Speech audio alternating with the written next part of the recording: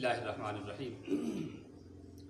आज हमें सवालात जो मौसूल हुए हैं, पहला सवाल है कि लड़का लड़की कितनी उम्र में शादी कर सकते हैं, निकाह कर सकते हैं।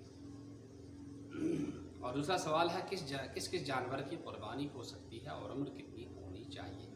ये हंदवाड़ा से पूछ रहे हैं, इशफाक अहमद साहब हंदवाड़ा से हमसे सवाल कर रहे हैं ये सवाल।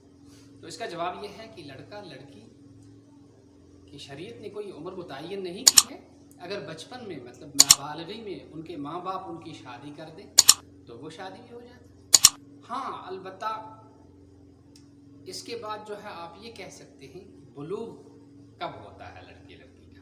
बालिग होते हैं या तो लड़की को हैज़ आ जाएगा और लड़के को एहतिलाम हो जाएगा, या फिर लड़के की लबें मूछें फूट आएंगी, दाढ़ी निकल आएगी, तो इससे लड़का बालिग हो जाता है। तो निकाह के लिए कोई उम्र मुतय्यन नहीं है। बचपन में भी माँ बाप करा सकते हैं और बड़ा होकर खुद तो नहीं करना चाहिए, ये अच्छी बात नहीं है। माँ बाप के इख्तियार में रखना चाहिए, उनके मशवरे से, उनकी रजामंदी से करना चाहिए। उससे मना फरमाया गया है खुद ही शादी करने से। और जो जानवर, किस जानवर की, जितने जानवर हलाल हैं उन सब की कुर्बानी जायज़ है। सबसे अफजल जो है वो ऊँट की कुर्बानी है, उसके बाद फिर गाय है, भैंस है, बकरी है वगैरह है।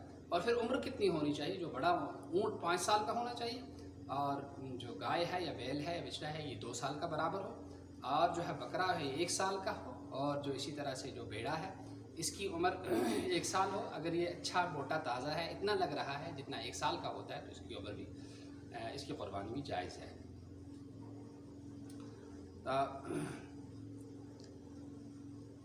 तो कुर्बानी के वक्त कौन सी दुआ पढ़ें? पहली दुआ तो यही है बिस्मिल्लाह अल्लाहु अकबर। और इससे पहले ये दुआ पढ़ लेते, कुल इन्ना सलाती व नुसुकी व महयाया व ममाती लिल्लाहि रब्बिल आलमीन अल्लाहुम्मा मिनका व लका। फिर जो है उसके बाद जो है ये दुआ मांगनी चाहिए, अल्लाहुम्मा तक़ब्बल। अगर एक है तो मिनहु कहना चाहिए, अगर बहुत सारों की तरफ से 7 हिस्से हैं तो मिनहुम कमा तक़ब्बलत मिन हबीबिका व खलीलिका इब्राहीम अलैहिस्सलातु वस्सलाम।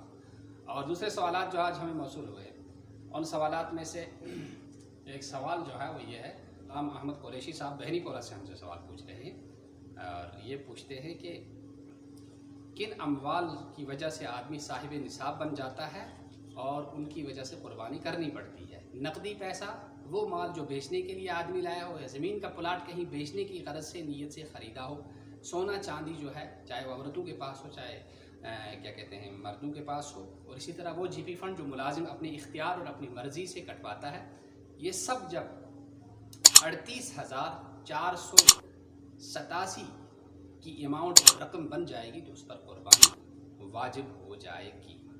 कुर्बानी के अय्याम में नाखून कटवाना कोई नाजायज़ नहीं है। कुर्बानी के अय्याम में आप कटवा सकते हैं। हाँ, जिनकी कुर्बानी हो तो उन कुर्बानी वाले अगर वो नाखून रखें जब तक कुर्बानी हो जाए, कुर्बानी का जानवर ज़बह हो जाए। इसी तरह से कोई बाल जिस्म का न कटवाएं तो इसमें सवाब है।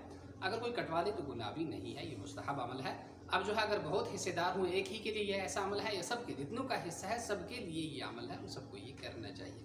और जो दूसरा सवाल जो है क़ज़ा उम्री, जब हम नमाज़ें पढ़ेंगे तो तकबीर पढ़नी है या नहीं पढ़नी है? उसका जवाब ये है कि तकबीर पढ़नी है, क्यों नहीं पढ़नी है। और अगर हम अलग अलग पढ़ते हैं तो अलग अलग तकबीर पढ़नी चाहिए।